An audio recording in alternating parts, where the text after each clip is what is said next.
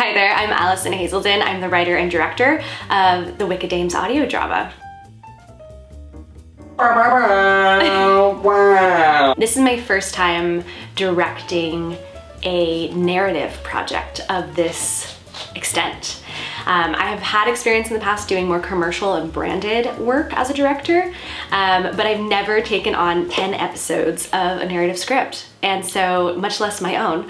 So this has been just an amazing learning experience for me. It's been so much fun and honestly truly magical, because for me as the writer as well, getting to see my 2D black and white on the page words come to life alongside my actors, it truly feels like magic to me, and I feel very privileged to be able to work with each of these actors and collaborate together to bring out the best finished project possible.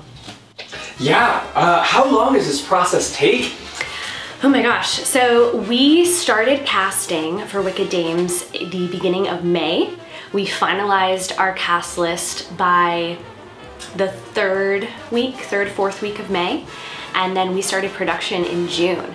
And so we had a full 30 days of production for Wicked Dames. So every single day in June, pretty much, we had a few off days, we were recording actors in the studio and over Zoom with some of our actors who are out of state. It's been a really intense, fast process. I decided I wanted to get this out as soon as possible, so we really put pedal to the metal and pushed through. But honestly, I think it was really cool that we had such an immersive 30-day period, because I was able to be fully in the story, stay fully connected to the characters, and kind of immerse myself in the world of Wicked Dames all while directing, which I think was really helpful. So what were some of the challenges that came up as you were kind of in the thick of it? Yeah, I think, for me, the biggest challenge was the fact that this medium is purely audio, right?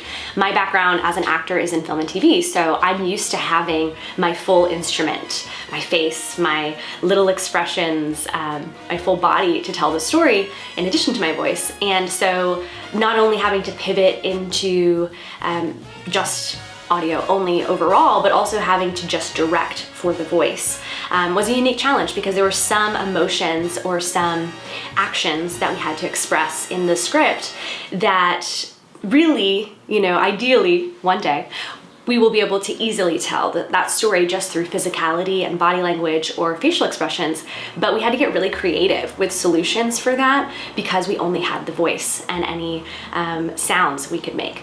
So that really, tested my creative muscles, and it was difficult at times, but luckily I had a great cast and they were up to play and experiment with me, so we were able to overcome any of those little bumps in the road. There is a lot, especially because this is a drama, so it was written to be a 45-minute TV drama, right? And so that's a lot of material and a lot of heavy material. Our story is quite dark and twisty. So I wanted to give my actors as much time as possible with the material before they came in to record. So I tried to make sure everyone had the scripts well in advance. And we had several working sessions over Zoom where I was able to work with the actors, discuss their questions about the world of Wicked Dames or about their particular character's storyline, and kind of start that process before they ever got into the studio to record.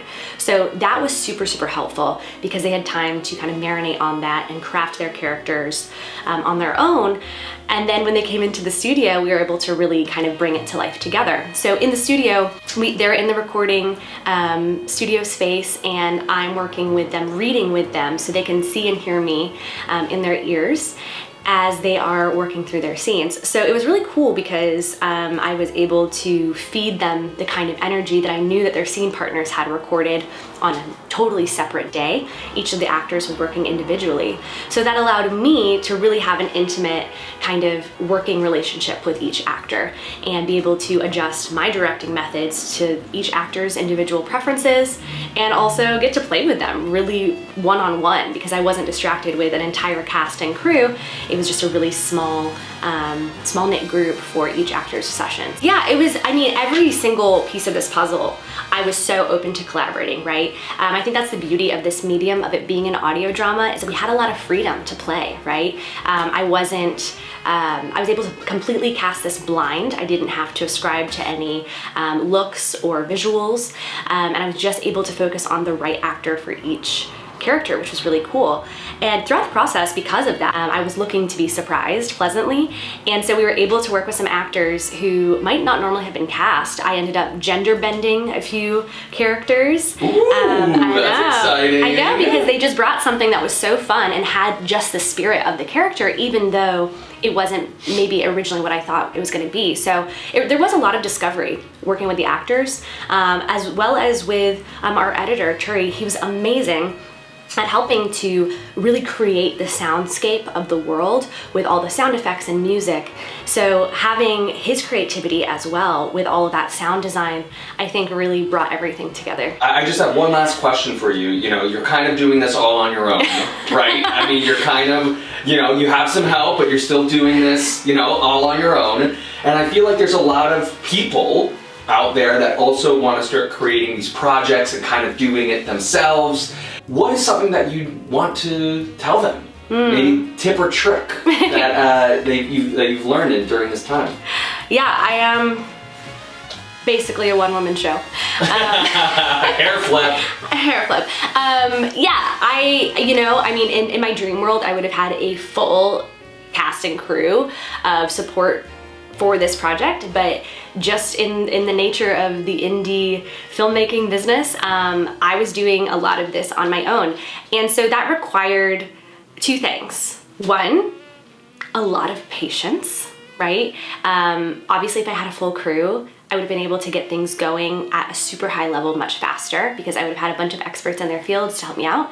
And because I had to do a lot of things on my own, or learn a lot of things on my own, or save up for things, it took a little bit longer than I wanted it to, right? I felt the urge to get really impatient a lot. So I had to remind myself to be patient.